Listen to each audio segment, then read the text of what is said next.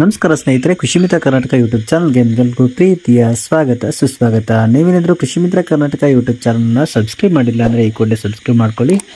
ಹಾಗೆ ಪಕ್ಕದಲ್ಲಿ ಇರುವ ಬೆಲ್ಲೈಕನ್ನ ಪ್ರೆಸ್ ಮಾಡೋದ್ರ ಮುಖಾಂತರ ನಮಗೆ ಸಪೋರ್ಟ್ ಕೊಡಿ ಅಂತ ಕೇಳ್ತಾ ಈ ವಿಡಿಯೋನ ಶೇರ್ ಮಾಡ್ತಿದ್ವಿ.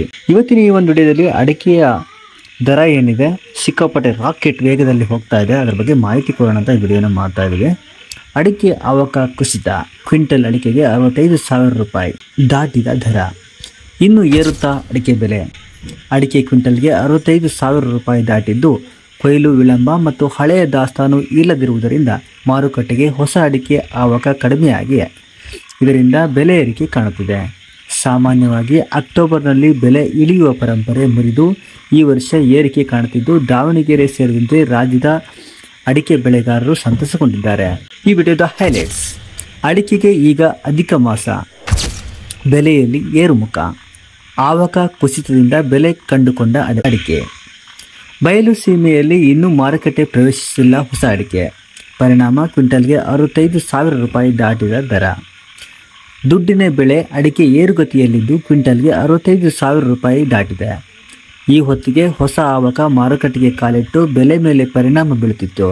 ಆದರೆ ಈಗ ಅಡಿಕೆ ಬೆಳೆಗೆ ಅಧಿಕ ಮಾಸ ಎಂಬಂತಾಗಿದ್ದು, ಕೊಯ್ಲು ಕೂಡ 1 ತಿಂಗಳು ಮುಂದಕ್ಕೆ ಹೋಗಿ ಹೊಸ ಅಡಿಕೆ ಮಾರುಕಟ್ಟೆಗೆ ಬಾರದೆ ಬೆಲೆ ಏರಿಕೆಗೆ ಕಾರಣವಾಗಿದೆ ಎಂಬ ವಿಶ್ಲೇಷಣೆ ಕೇಳಿ ಬರುತ್ತಿದೆ.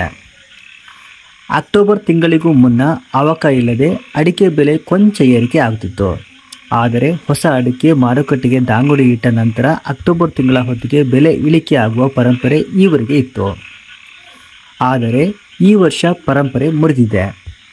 ಅಕ್ಟೋಬರ್ ತಿಂಗಳು ಬಂದರೂ ಬೆಲೆ ಇಳಿಯದೆ ಏರಿಕೆ ಆಗುತ್ತಿದೆ. ಮಾರುಕಟ್ಟೆಯಲ್ಲಿ ಶುಕ್ರವಾರ ಕ್ವಿಂಟಲ್ ರಾಶಿ ಅಡಿಕೆ ಬೆಲೆ ಗರಿಷ್ಠ 65,000 ರೂಪಾಯಿ ಮುಟ್ಟಿದೆ. ಸರಾಸರಿ ಒಟ್ಟು ಬೆಲೆ 62,800 ರೂಪಾಯಿ ದಾಖಲಾಗಿದ್ದು, ಇನ್ನೂ ಬೆಲೆ ಏರಿಕೆ ಆಗಬಹುದು ಎಂದು ಮಾರುಕಟ್ಟೆ ಮೂಲಗಳು ಹೇಳುತ್ತವೆ.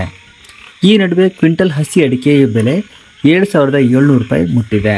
ಬಯಲು ಸೀಮೆಯಲ್ಲಿ ಜುಲೈ ಕೊನೆ ವಾರ, ಆಗಸ್ಟ್ ಮೊದಲ ವಾರದಲ್ಲಿ ಅಡಿಕೆಯ ಮೊದಲ ವರ್ಷದ ಕೊಯ್ಲು ಆರಂಭವಾಗುತ್ತಿತ್ತು. ಆದರೆ ಈ ವರ್ಷ ಅಡಿಕೆ ಮಾಗುವುದು ತಡವಾದ್ದರಿಂದ ಕೊಯ್ಲು ಕೊಂಚ ವಿಳಂಬವಾಗಿದೆ. ಅಕ್ಟೋಬರ್ ತಿಂಗಳಲ್ಲಿ ಸಾಮಾನ್ಯವಾಗಿ ಹೊಸ ಅಡಿಕೆ ದೊಡ್ಡ ಮಟ್ಟದಲ್ಲಿ ಮಾರುಕಟ್ಟೆಗೆ ದಾಂಗುಡಿ ಇಡುತ್ತಿತ್ತು. ಆದರೆ ಈ ವರ್ಷ ಬದಲಾಗಿದೆ. ತೋಟಗಳಲ್ಲಿ ಅಕ್ಟೋಬರ್ ಮೊದಲ ವಾರದ ಹೊತ್ತಿಗೆ 2ನೇ ಕೊಯ್ಲು ಕೂಡ ಮುಗಿಯುವ ಹಂತದಲ್ಲಿರುತ್ತಿತ್ತು. ಆದರೆ ಈ ವರ್ಷ ಇನ್ನೂ ಮೊದಲ ಕೊಯ್ಲು ಮುಗಿದು 2ನೇ ಕೊಯ್ಲು ಈಗ ಶುರುವಾಗಿದೆ. ಜೊತೆಗೆ ಉತ್ತಮ ಬೆಲೆ ಇರುವ ಕಾರಣಕ್ಕೆ ಎಲ್ಲರೂ ಅಡಿಕೆ ಮಾರಾಟ ಮಾಡಿರುವುದರಿಂದ ಹಳೆ ಅಡಿಕೆಯ ದಾಸ್ತಾನು ಇಲ್ಲ. ಹಾಗಾಗಿ ಅಡಿಕೆಯ ಡಿಮ್ಯಾಂಡ್ ತಕ್ಕಂತೆ ಮಾರುಕಟ್ಟೆಯಲ್ಲಿ ಆವಕ ಇಲ್ಲ. ಈ ಕಾರಣಕ್ಕೆ ಬೆಲೆ ಏರುಗತಿಯಲ್ಲಿ ಸಾಗಿದೆ ಎಂದು ಹೇಳಲಾಗುತ್ತಿದೆ. ಆದರೂ ಬೆಲೆ 65,000 ರೂಪಾಯಿ ದಾಟಿರುವುದು ಉತ್ತಮ. ಅಡಿಕೆ ಬೆಳೆಗಾರರು ಖುಷಿ ವ್ಯಕ್ತಪಡಿಸಿದ್ದಾರೆ. ಇದೇ ಬೆಲೆ ಮುಂದುವರಿಲಿ ಎಂದು ಆಶಿಸುವುದರ ಜೊತೆಗೆ ಇನ್ನೂ ಬೆಲೆ ಏರಿಕೆ ಆಗಲಿದೆ ಎಂದು ಆಶಾಭಾವ ವ್ಯಕ್ತಪಡಿಸುವವರು ಇದ್ದಾರೆ. ಅಡಿಕೆ ಬೆಳೆಗಾರರ ಖಜಾನೆ ಇನ್ನಷ್ಟು ಭರ್ತಿ ಆಗಲಿದೆ.